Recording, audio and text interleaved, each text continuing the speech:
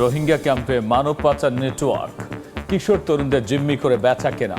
Malaysia যাত্রায় সমুদ্রের সলিল সমাধি অনেকের, বিশ্বের অন্যতম প্রাণঘাতী রুট আখ্যা। দিনে 15 ঘন্টায় অলস পড়ে থাকছে শাহ আমানত বিমানবন্দর। চট্টগ্রামে বিনিয়োগ টানতে আন্তর্জাতিক ফ্লাইট বাড়ানোর দাবি, ব্যবসা বাড়াতে নতুন নতুন রুট চালুর তাগিদ। চট্টগ্রামের উন্নয়নে 25 বছরের মাস্টার প্ল্যান তৈরি করেছে সিডিএ। নান্দনিক ও সবুজ নগরী গড়ে তোলার আশ্বাস। 30 সেপ্টেম্বর পর্যন্ত নেওয়া হবে জনমত, আপত্তি ও সুপারিশ। ব্রাহ্মণবাড়িয়া গ্যাস সংকটে বন্ধ সিএনজি পাম্প। চুক্তি অনুযায়ী বাখরাবাদ কোম্পানি থেকে সরবরাহ না পাওয়ার অভিযোগ, নিজস্ব কূপ থেকে উৎপাদন বাড়ানোর তাগিদ। এবং 1074টি পদ শূন্য। রাঙ্গামাটিতে সরকারি প্রাথমিক বিদ্যালয়ের শিক্ষক সংকট, ব্যাহত পাঠদান, শীঘ্রই নিয়োগের আশ্বাস জেলা পরিষদের।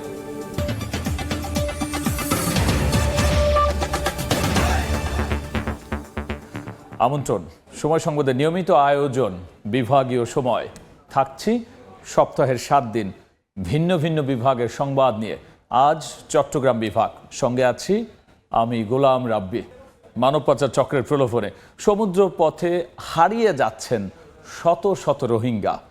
প্রথমে মিয়ানমারের চামিলিতে বিক্রি, এরপর মুক্তিপণের নামে লাখ লাখ টাকা আদায়, সবশেষ তুলে দেয়া হয় মালয়েশিয়াগামী মৃত্যুফাঁদ ট্রলারে। এভাবে মানব পাচারের পুরো নিয়ন্ত্রণ ক্যাম্পের দালালদের হাতে। ইউএনএইচসিআর বলছে এটি বিশ্বের অন্যতম প্রাণঘাতী সমুদ্রপথ। মোহাম্মদ ফরাজের ক্যামেরায় সুজাউদ্দিন রুবেলের রিপোর্ট। কক্সবাজারের রোহিঙ্গা ক্যাম্পে এখন অপেক্ষা শুধু স্বজন ফিরে আসার। কারো চোখে সন্তান হারানোর ভয়, কারো হাতে দালালদের পাঠানো ভয়েস মেসেজ। 15 বছর বয়সী এনায়েতুল্লাহকে খেলতে যাওয়ার কথা বলে তাকে নিয়ে যাওয়া হয় টেকনাফে, কিন্তু আর ফিরে আসেনি কিশোর এনায়েত। হাকিমপাড়া এলাকার সলিম নামের এক ব্যক্তি কৌশলে তাকে দালালদের হাতে তুলে দিয়েছে অভিযোগ পরিবারের। বাংলাদেশের তো যে হওয়াই আর হওয়ারে মানে বিক্রি করছে, ধরে নিয়ে অপহরণ করিয়ে নেই, কিডন্যাপ করিয়ে নেই, তে হওয়া নাই বিহা চাই। এনায়েতের মতো একই পরিণতি 15 বছর বয়সী জানে আলমেরও। পরিবারের অভিযোগ, ক্যাম্প থেকে তাকে টেকনাফ নিয়ে গিয়ে দালালদের কাছে বিক্রি করা হয়। ফুয়াড বলে কই টাং হইতে ফুয়াড কেলা গিলা কই তোরা যত কই, তারপরে দাদনিকে খদে তোমার ফুয়া খদাটা ডাইলে আসছি। বাংলাদেশ জলসীমা কিংবা ভূমধ্য সাগরে ট্রলারডুবির ঘটনার পর নিখোঁজ স্বজনদের পরিবারগুলো এখন নতুন আতঙ্কে। খবর নাই।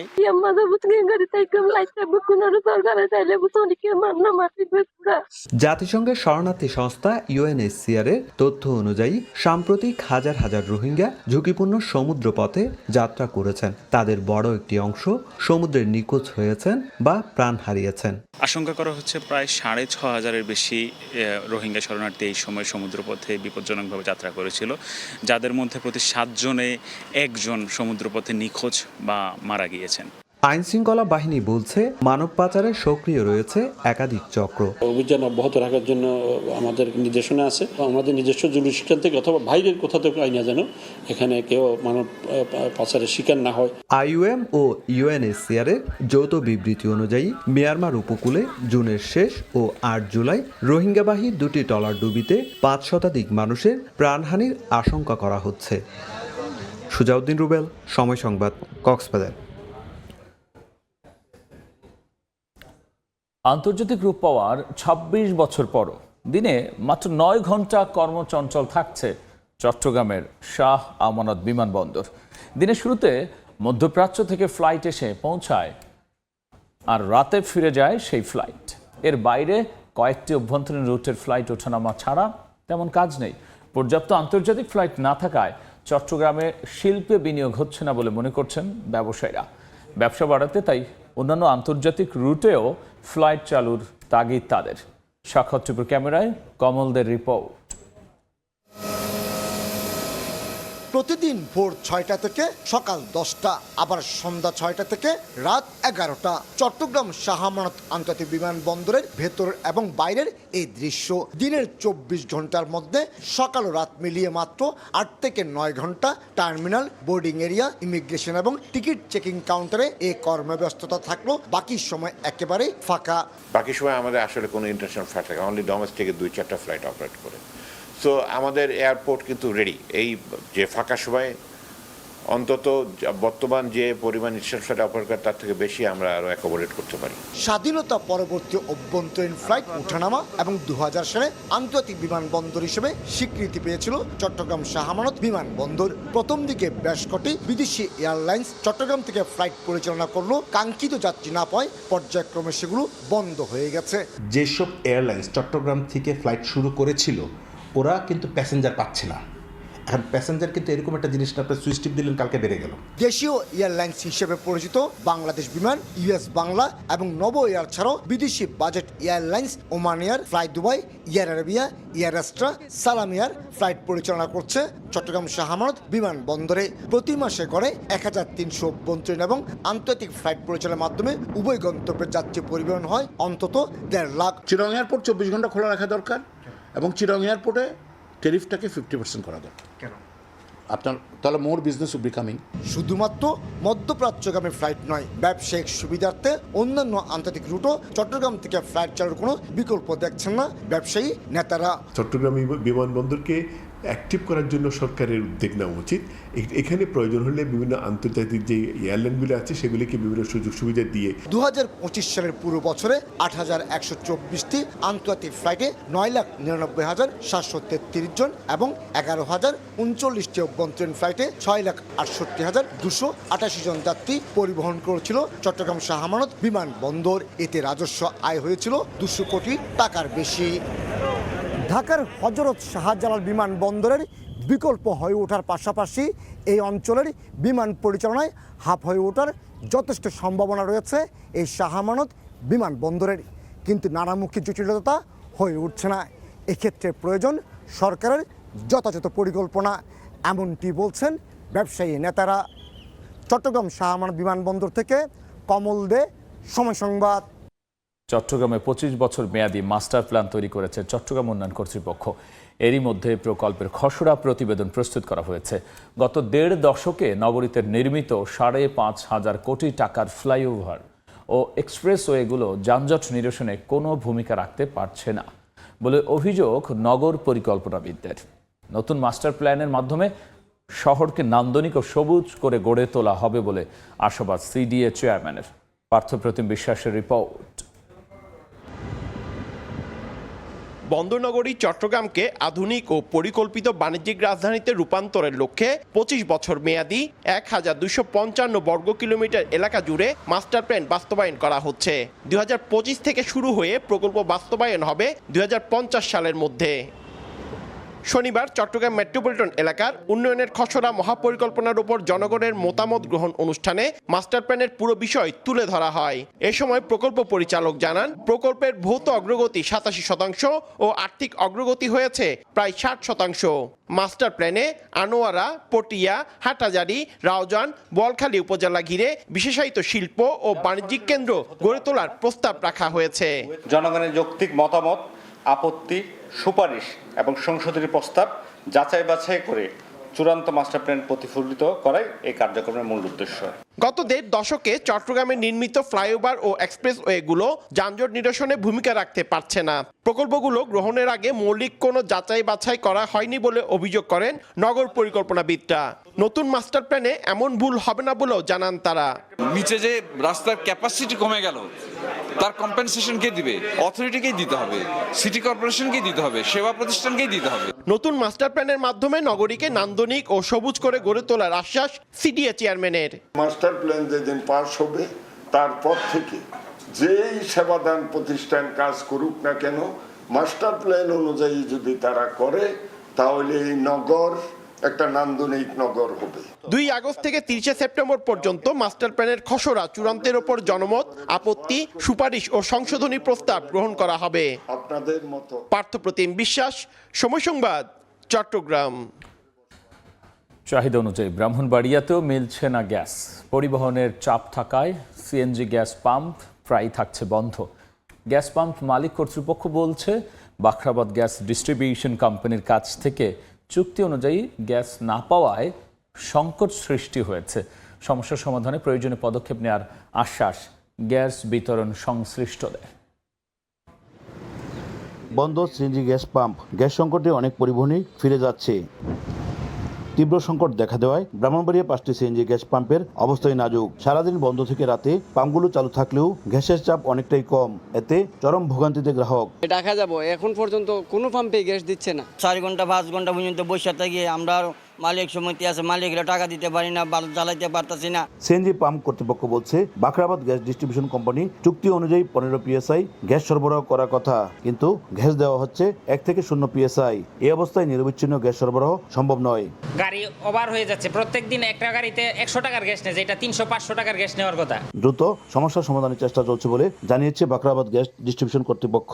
এটা উত্তরণের জন্য আমরা যে কাজটা করতেছি, শিল্প এবং সিএনজি গ্রাহকগুলোকে আলাদা ডেডিকেটেড লাইন করে গ্যাস দিয়ে দেব। এদিকে সংকট নিরসনে নিজস্ব গ্যাসের কূপ থেকে উৎপাদন বাড়ানোর বিকল্প নেই বলে মনে করছেন বিশ্লেষকরা। দ্রুত আমাদের যে গ্যাস ক্ষেত্রগুলি আছে এই ক্ষেত্র থেকে গ্যাস উত্তোলন করা, এই ক্ষেত্রগুলির উৎপাদন বাড়াতে হবে। ব্রাহ্মণবাড়িয়ায় অন্তত 5000 যানবাহনের জন্য দৈনিক গড়ে 10 থেকে 12,000 কিউবিক মিটার গ্যাস সরবরাহ প্রয়োজন, কিন্তু পাওয়া যাচ্ছে মাত্র 4 থেকে 5,000 কিউবিক মিটার গ্যাস। উজ্জ্বল চক্রবর্তী, সময় সংবাদ, ব্রাহ্মণবাড়িয়া। বিভাগীয় সময়ে আরেকবার শিক্ষক সংকটে ব্যাহত রাঙ্গামাটি জেলার সরকারি প্রাথমিক বিদ্যালয়ের শিক্ষা কার্যক্রম। অনেক বিদ্যালয় চলছে 2 থেকে 3 জন শিক্ষক দিয়ে। আইনি জটিলতা কেটে যাওয়ায় অংশীজনদের মতামতের ভিত্তিতে শিক্ষক নিয়োগের কথা ভাবছেন সংশ্লিষ্টরা। হেফাজত সবুজের পাঠানো তথ্য ও রাজীব দাস মুন্নার ছবি নিয়ে দেখব বিস্তারিত। কোমলমতি শিশুদের উপস্থিতি মুখর শ্রেণীকক্ষ, তবে পর্যাপ্ত শিক্ষক না থাকায় ব্যাহত হচ্ছে পাঠদান। রাঙামাটির বিভিন্ন প্রাথমিক বিদ্যালয়ে নেই পর্যাপ্ত শিক্ষক। সবশেষ 2020 সাল পর্যন্ত প্রার্থীদের আবেদনের বয়স 40 নির্ধারণ করা হয়। নিয়োগের ক্ষেত্রে 33% বাঙালি ও 67% পাহাড়ি অনুপাতে সহকারী শিক্ষক নিয়োগ দেয়া হয়েছিল। পরে বিভিন্ন জটিলতায় বন্ধ হয়ে যায় শিক্ষক নিয়োগ। বর্তমানে পড়াশোনা বিঘ্নিত হওয়ায় ভবিষ্যতে সুনাগরিক ও জাতি গঠনে চিন্তিত শিক্ষক ও অভিভাবকরা। বিগত সময়ে এই পাহাড়ে যে বৈষম্যটা করা হচ্ছে, সেই বৈষম্যকে স্পষ্টভাবেই এই ব্যাখ্যার মাধ্যমে কিন্তু উঠে আসছে। নতুন যে প্রজ্ঞাপন হয়েছে, আমরা সেই ধারাবাহিকতায় আমরা নতুন নিয়োগ প্রক্রিয়া দেখতে চাই। পার্বত্য চট্টগ্রাম এবং তথা রাঙামাটিতে বেকারত্ব হ্রাস করার ক্ষেত্রে যত দ্রুত সম্ভব স্বচ্ছতার সহিত যাতে শিক্ষক নিয়োগ সহ সবগুলো নিয়োগ বাস্তবায়ন করা যায়। পূর্বের নিয়োগে যে পদ্ধতি অনুসরণ করা হতো তা সঠিক ছিল না বলে মত সরকারি কৌশলীর। মেধা ভিত্তিতে নিয়োগ দিতে হবে। সুপ্রিম কোর্টের আদেশে কোটা নির্ধারিত হয়েছে, তার বাইরে কোনো প্রকার কোটা নির্ধারণের কোনো আইনি সুযোগ নেই। শিক্ষক সংকটের পরও পাঠদান কার্যক্রম সচল রয়েছে বলছেন জেলা প্রাথমিক শিক্ষা কর্মকর্তা। আর আইনি জটিলতা কেটে গেলে অংশীজনদের মতামতের ভিত্তিতে শিক্ষক নিয়োগের কথা জানান জেলা পরিষদ চেয়ারম্যান। জেলা পরিষদ কমিটি এবং মন্ত্রণালয়ের সদস্য আছেন, আঞ্চলিক পরিষদ সদস্য আছেন, সবাই মিলে আমরা একটা মিটিং করবো। মিটিং এর পরে একটা চূড়ান্ত আমরা সিদ্ধান্ত দেবো। সর্বমতভাবে আমাদের পূর্ণ জনশক্তি বা জনবল পদায়ন হলে কাজের গতি আরো বৃদ্ধি পাবে। জেলা প্রাথমিক শিক্ষা অফিসের তথ্য মতে রাঙ্গামাটিতে 760টি প্রাথমিক বিদ্যালয়ের 4039টি পদের বিপরীতে 1074টি পদ শূন্য রয়েছে। সময় সংবাদ, রাঙ্গামাটি। বিভাগীয় সময়ে আরও থাকছে।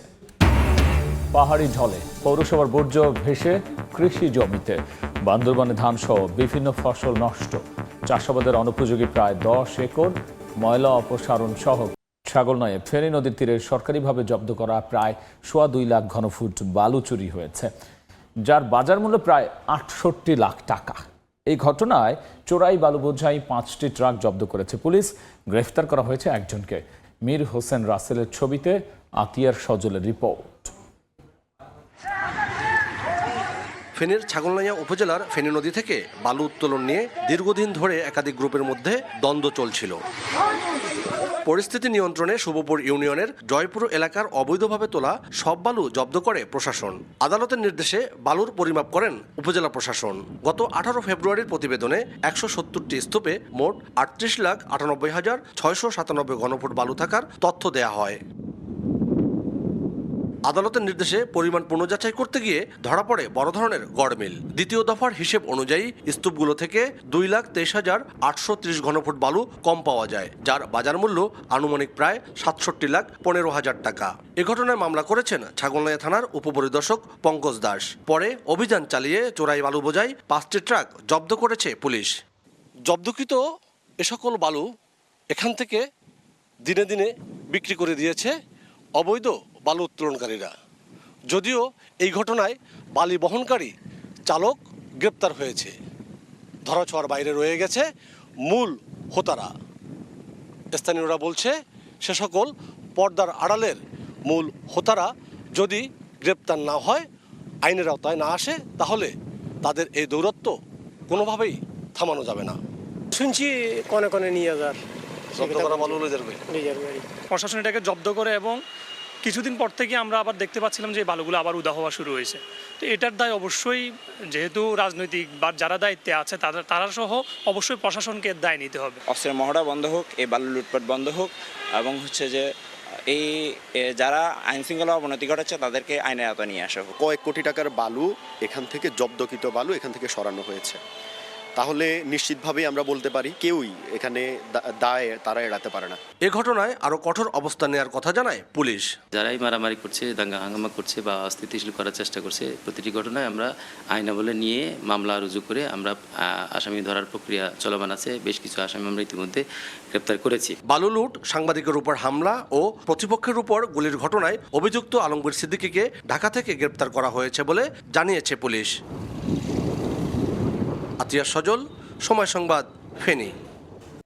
প্রধানমন্ত্রীর কার্যালয়ে ব্রিফ করছেন উপদেষ্টা মাহাদি আমিন। সরাসরি যাচ্ছি সেখানে।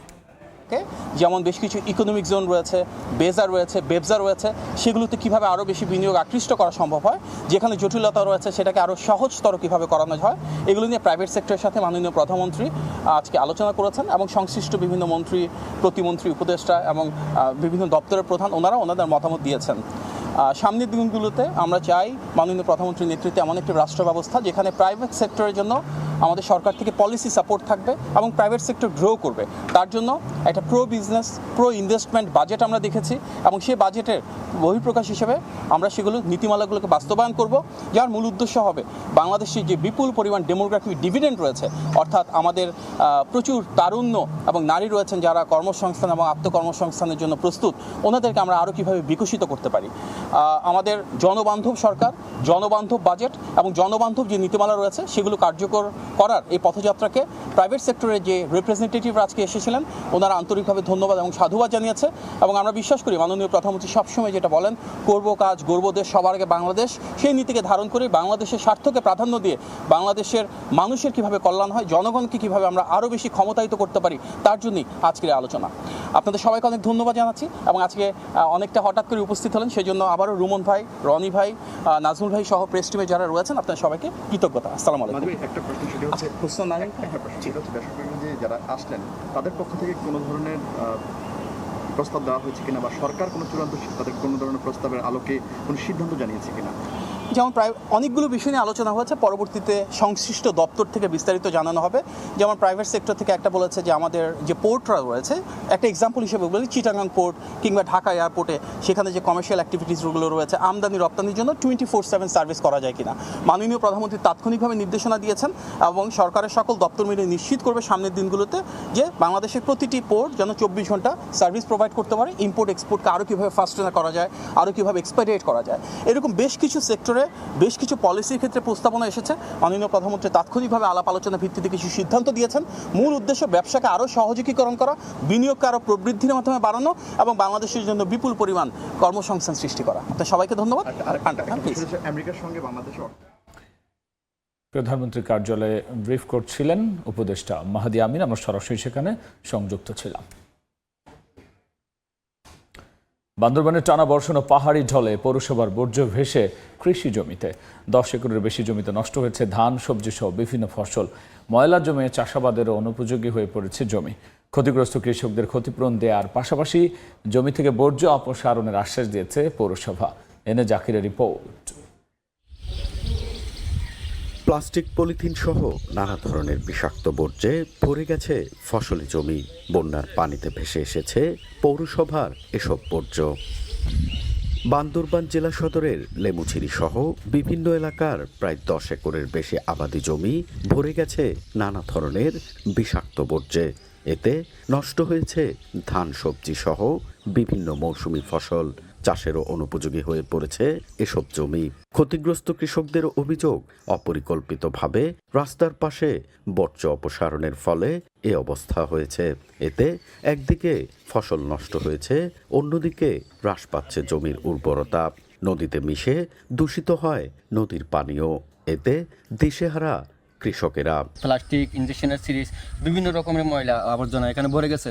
জমিন টুকুন সব শেষ হয়ে গেছে, ওদিকে ময়লা এসে এখানে আমি জমিন করতে পারতেছি না। গোসল করতে নদীতে পারি না, ওইটা সব ময়লা চুলকায়। কাজ কাম করতে পারে না, গন্ধে মানে মানুষ অসুস্থ হয়ে যায় এই জায়গায়। এদিকে কৃষি জমি থেকে পৌরসভার বর্জ্য অপসারণের পাশাপাশি ক্ষতিপূরণের কথা জানান পৌরসভার নির্বাহী প্রকৌশলী। এটা যেহেতু পৌরসভার বাইরে, ইউনিয়নের মেম্বারকে তো আসতে বলছেন, উনি সহ যারা ক্ষতিগ্রস্ত কি করা যায়, কিভাবে সহযোগিতা করা যায়, এটাই আমরা পদক্ষেপ নেব। টানা বর্ষণ ও পাহাড়ি ঢলে সাম্প্রতিক বন্যায় বান্দরবানে 2104 হেক্টর ফসলি জমি ক্ষতিগ্রস্ত হয়েছে।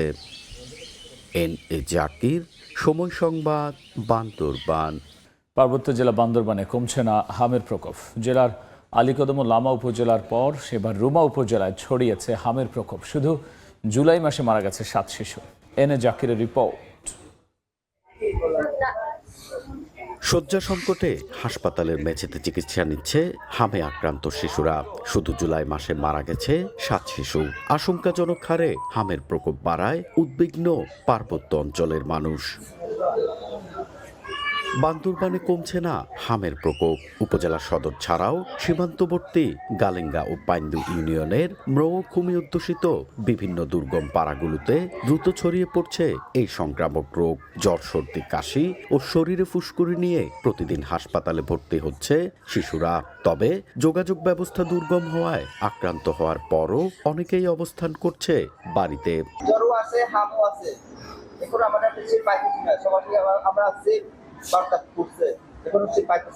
স্বাস্থ্য কমপ্লেক্সে শয্যা সংকটের পাশাপাশি নেই পর্যাপ্ত অক্সিজেন সরবরাহ। অনেক চিকিৎসা কেন্দ্রে আইসিইউ সুবিধা নেই। এ অবস্থায় প্রাণহানি বাড়ার আশঙ্কা করছেন স্থানীয়রা।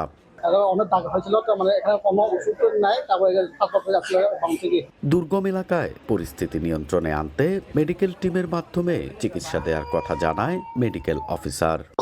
জেলা স্বাস্থ্য বিভাগের থেকে আমাদের সিভিল সার্জন কার্যালয় থেকে পর্যাপ্ত মেডিকেল টিম সহ আমাদের সহায়ক সেনাবাহিনী সহ অন্যান্য ওনারাও তৎপর আছেন এবং তারা যে জায়গাগুলোতে হামের কেস বাড়ছে ওই এলাকাগুলোতে তারা পরিদর্শন করে তারা টিকা কার্যক্রমের আওতায় আনার জন্য তারা বিভিন্ন কর্মসূচি হাতে নিয়েছেন। হামে আক্রান্ত হয়ে রুমা ও বান্দরবান সদর হাসপাতালে ভর্তি রয়েছে 50 জনের বেশি রোগী। এনএ জাকির, সময় সংবাদ, বান্দরবান। লক্ষ্মীপুরের কমলনগরে নাসিরগঞ্জ বড়ইতলা ইসলামগঞ্জ সড়ক জুড়ে খানাখন্দ। 11 কিলোমিটার দীর্ঘ সড়কের বেশিরভাগ স্থানেই উঠে গেছে কার্পেটিং। এতে ঝুঁকি নিয়ে যাতায়াত করছেন এলাকাবাসী। তবে সড়ক সংস্কার আশ্বাস এলজিইডির। আহদুল ইসলাম আকাশের ছবিতে মাজরুল আনোয়ার টিপু রিপোর্ট। বড় বড় গর্ত আর খানাখন্দে ভরা সড়ক, ঝুঁকি নিয়ে হেলে দুলে চলছে যানবাহন। প্রায়ই ঘটছে ছোট বড় দুর্ঘটনা। এমন বেহাল দশা লক্ষ্মীপুরের কমলনগর উপজেলার নাসিরগঞ্জ করইতলা ইসলামগঞ্জ 11 কিলোমিটার সড়কের। সংস্কার না হওয়ায় সড়কটি এখন যান চলাচলের অনুপযোগী হয়ে পড়েছে। ঝুঁকি নিয়ে চলছে যানবাহন। অথচ উপজেলার 9টি ইউনিয়নের মধ্যে 5টি ইউনিয়নের বাসিন্দাদের উপজেলা স্বাস্থ্য কমপ্লেক্সে যাওয়ার একমাত্র সড়ক এটি। সড়কের বেহাল দশায় চরম ভোগান্তিতে বাসিন্দারা। রাস্তা দিয়ে হাঁটাচলা করা যায় না, কোনো ইমার্জেন্সি কাম হলে যাইতে খুব কষ্ট। একটা লোক অসুস্থ হইলো হাসপাতাল নেওয়া সম্ভব হচ্ছে না। জলাবদ্ধতায় এই অটো রিক্সা বিভিন্ন যানবাহন চলতে গিয়ে গর্তের ভিতরে উল্টে পড়ে। বাচ্চা কাচ্চাদের অসুস্থতা হলে আমরা নিজেরা বাচ্চাকে নিয়ে যাইতেছি, আমাদের নিজেরই অসুবিধা হচ্ছে। স্থানীয় জনপ্রতিনিধির অভিযোগ, দুর্ভোগের বিষয়টি স্থানীয় সরকার প্রকৌশল অধিদপ্তরকে জানানো হলেও নেওয়া হয়নি কার্যকর কোনো ব্যবস্থা। এলজিডির কাছে জানাইছি, এলজিডিও কোনো অ্যাকশনে নাই। তাই আমরা অনুরোধ করি সরকারের কাছে রাস্তাটা অতি তাড়াতাড়ি করার জন্য। সড়কের বেহাল দশার কথা স্বীকার করে এলজিইডির নির্বাহী প্রকৌশলী জানান, প্রস্তাবনা পাঠানো হয়েছে, অনুমোদন পেলে শিগগিরই শুরু হবে সংস্কার কাজ। প্রকল্পে আমরা নামটা প্রস্তাব করেছি, যে প্রকল্পটি আগেই অনুমোদিত হবে, আমরা সেই প্রকল্প থেকেই এই প্রকল্পটি, এই স্কিমটি বা সড়কটি সংস্কার করব আশা করতেছি। সড়কটির পাশে রয়েছে স্কুল, মাদ্রাসা সহ 10টি শিক্ষা প্রতিষ্ঠান ও 60টি হাটবাজার। এই সড়ক দিয়ে 5টি ইউনিয়নের বাসিন্দারা যাতায়াত করেন। মাজহারুল আনোয়ার টিপু, সময় সংবাদ, লক্ষ্মীপুর। বিভাগীয় সময় শীর্ষ সংবাদ জানিয়ে দিচ্ছি আরও একবার। রোহিঙ্গা ক্যাম্পে মানব পাচার নেটওয়ার্ক, কিশোর তরুণদের জিম্মি করে বেচা কেনা, মালয়েশিয়া যাত্রায় সমুদ্রে সলিল সমাধি অনেকের, বিশ্বের অন্যতম প্রাণঘাতী রুট আখ্যা। দিনে 15 ঘন্টা অলস পড়ে থাকছে শাহ আমানত বিমানবন্দর। চট্টগ্রামে বিনিয়োগ টানতে আন্তর্জাতিক ফ্লাইট বাড়ানোর দাবি, ব্যবসা বাড়াতে নতুন নতুন রুট চালুর উদ্যোগ। এবং চট্টগ্রামের উন্নয়নে 25 বছরের মাস্টার প্ল্যান তৈরি করেছে সিডিএ, নান্দনিক ও সবুজ নগরী গড়ে তোলার আশ্বাস। 30 সেপ্টেম্বর পর্যন্ত নেওয়া হবে জনমত, আপত্তি ও সুপারিশ।